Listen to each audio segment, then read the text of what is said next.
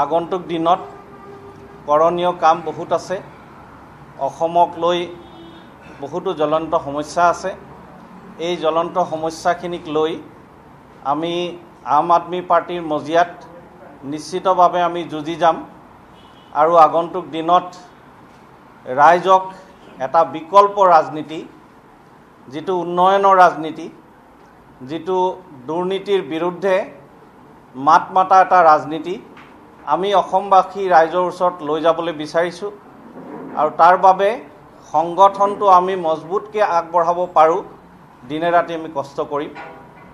পঞ্চায়ত নিৰ্বাচনটো আমি সম্পূৰ্ণৰূপে আমি অংশগ্ৰহণ কৰিবলৈ বিচাৰিছোঁ আৰু তাৰ পৰৱৰ্তী সময়ত সাংগঠনিকভাৱে বিস্তাৰ কৰি বিধানসভা 2026 চনত সম্পূৰ্ণৰূপে আম আদমি পাৰ্টিয়ে অংশগ্ৰহণ কৰিব, এয়া আপোনালোকৰ ওচৰত জনাবলৈ বিচাৰিছোঁ। আৰু ইয়াৰ লগে লগে আমি যদিও বিৰোধী ঐক্য মঞ্চত আমি আনুষ্ঠানিকভাৱে নাই, কিন্তু বিৰোধীসকলৰ সহায় সহযোগিতাটো আমি সদায় কামনা কৰিম। বিজেপিৰ দৰে এটা দলক, যি অসমৰ জনসাধাৰণক যি ধৰণে ক্ষতি কৰি গৈ আছে, বিজেপিৰ দৰে দলক যদি ৰুধিবৰ কাৰণে বিৰোধীসকলৰ লগত একেলগে আগবাঢ়িবলৈ যদি প্ৰয়োজন আছে, নিশ্চিতভাৱে আমি আলোচনাত মিলিত হ'ম। তাৰ বাবে সংগঠনটো প্ৰথমতে আমি বিস্তাৰ কৰি ল'ম আৰু প্ৰয়োজন হ'লে বিৰোধীসকলৰ লগত আমি আলোচনাটো ভৱিষ্যতে মিলিত হ'ম। বিচাৰোঁ যে 20 লাখতকৈ অধিক অসমত নিবনুৱা আছে। গতিকে এই 1 লাখ চৰকাৰী চাকৰিয়ে কেতিয়াও 20 লাখ নিবনুৱাৰ সমস্যা সমাধান কৰি দিব নোৱাৰে। আম আদমি পাৰ্টিৰ মজিয়াত আমি দিনে নিশাই আমি কষ্ট কৰি এই 20 লাখ নিবনুৱাসকলক ভৱিষ্যতে যদি আম আদমি পাৰ্টিৰ চৰকাৰ আহে, আমি কি ধৰণে কৰ্মসংস্থাপন সৃষ্টি কৰিব পাৰোঁ, এই ক্ষেত্ৰত আমি ৰাইজক সজাগ কৰিম আৰু কাম কৰি যাম। অসমীয়া ভাষাটোৰ প্ৰতি সময়মতে আমি কেতিয়াবা ভাবুকি দেখা পাওঁ। আগন্তুক দিনত আমি ভাষাটোৰ ক্ষেত্ৰত কি ধৰণে আমি নিজৰ কৰণীয় কাম কৰি মেলি দলটোক আগবঢ়াই লৈ যাব পাৰোঁ, সেই ক্ষেত্ৰতো আমি কাম কৰিম। যে অসমীয়া বনাম মিয়া শ্লোগান এটা সাব্যস্ত কৰিবলৈ বিচাৰিছে। আমি আম আদমি পাৰ্টিৰ মজিয়াত কেতিয়াও এনেকৈ ধৰণৰ শ্লোগান আমি সমৰ্থন নিদিওঁ। বৰঞ্চ আমাৰ ৰাজনীতিটো হ'ব উন্নয়নৰ ৰাজনীতি, আমাৰ ৰাজনীতিটো হ'ব দুৰ্নীতিৰ বিৰুদ্ধে ৰাইজক সজাগ কৰাৰ ৰাজনীতি। এতিয়া স্মাৰ্ট মিটাৰৰ নামত যি ধৰণে ৰাইজে ভুক্তভোগী হৈছে, আমি ৰাইজৰ ওচৰত যাম, ৰাইজৰ মতামত ল'ম আৰু লগতে ৰাইজৰ ওচৰতে দিল্লী আৰু পাঞ্জাৱত যি ধৰণে আমি স্মাৰ্ট মিটাৰ তাতো আছে, কিন্তু প্ৰিপেইড স্মাৰ্ট মিটাৰ নহয়, পোষ্টপেইড হয়।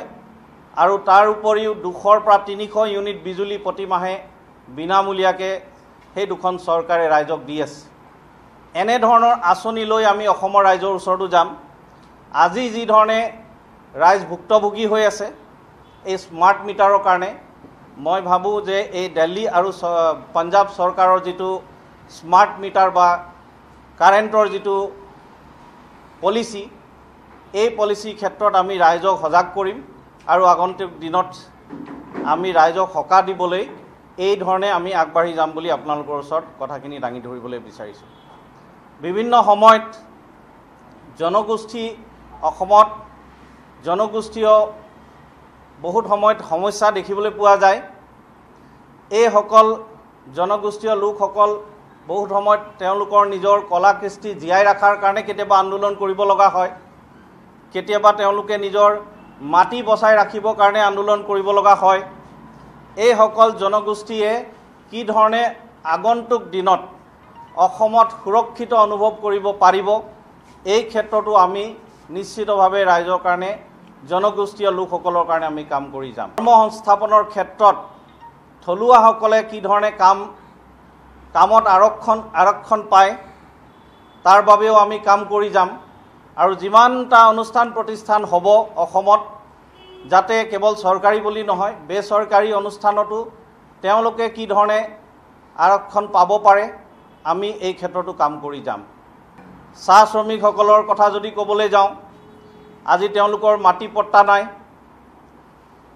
যিটো চাহ বাগিচাত তেওঁলোকে আজি বছৰ বছৰ ধৰি যিটো কোৱাৰ্টাৰত থাকিব লগা হৈছে 200-300 বছৰৰ পৰা, তাত মাটি পট্টা নাই।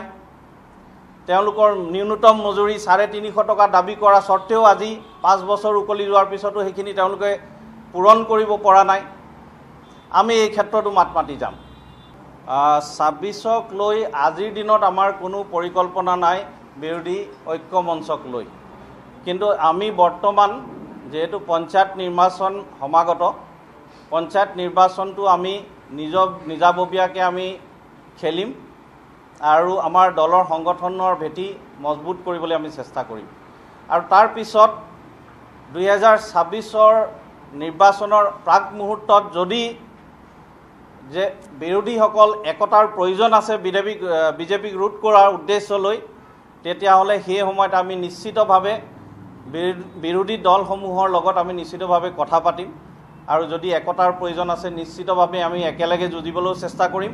কিন্তু আজিৰ দিনত সম্পূৰ্ণৰূপে আমি নিজৰ দলৰ সাংগঠনিক ভেটি মজবুত কৰা উদ্দেশ্য লৈয়ে কেৱল আগবাঢ়ি যাম। এটা ভাৰ্ডিক্ট ওলাইছে যে যিটো বিজেপি যিমান শাসিত ৰাজ্য আছে তাত যিটো বুলডোজাৰৰ যিটো এটা পৰম্পৰা বিজেপি চৰকাৰে আৰম্ভ কৰিছে, এই পৰম্পৰাটোৰ বিৰুদ্ধে সুপ্ৰিম কোৰ্টে এটা ৰায়দান কৰিছে যে তেনেধৰণৰ কোনো ধৰণৰ বুলডোজাৰ চলাব নোৱাৰে।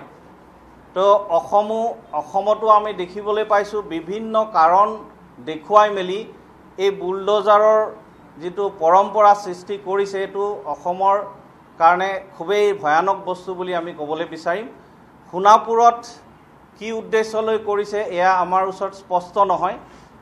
বহুত সময়ত ধৰ্মৰ নামতো তেওঁলোকে বুলডোজাৰ চলাই মেলি তেওঁলোক ৰাইজক দেখুৱাবলৈ বিচাৰে যে তেওঁলোকে অসমৰ জনসাধাৰণৰ লগত আছে, কিন্তু মূলতে বুলডোজাৰটো যদি চলিবলৈ হয় আইনৰ অধীনত চলিব লাগে আৰু যিটো ধৰণে আইনে তেওঁলোকক অনুমতি প্ৰদান কৰে সেইমতে বুলডোজাৰ চলাই যাওক, এভিকশ্যন চলক, তাত আমি চৰকাৰক আমি নিশ্চিতভাৱে লগ দিম।